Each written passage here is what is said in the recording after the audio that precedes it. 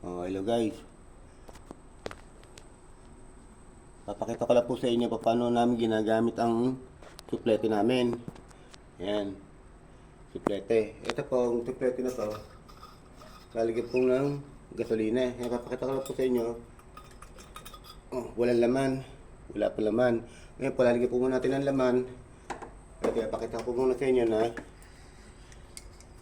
Oh, ayan, mamay na. Ayan. Siyempre, wala po kong gasolina to. Lalagyan po natin ng gasolina. Papakita ko lang po sa inyo paano namin nagagamit ang suplete namin para pagtunaw, panghinang.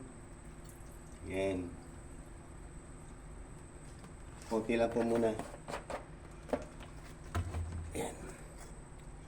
Ay po, papakita po sa inyo para yan, meron na po laman.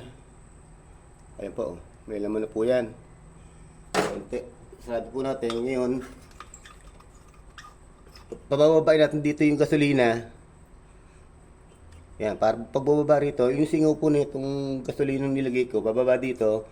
Yung singaw nito, nasa ibaba na. Pag binus nito, bababa. Tapos, saka natin isindihan.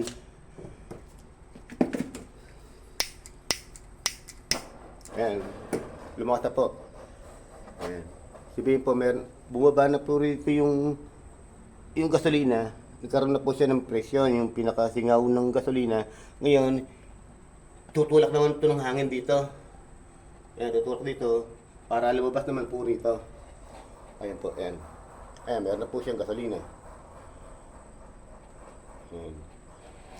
Salamat po.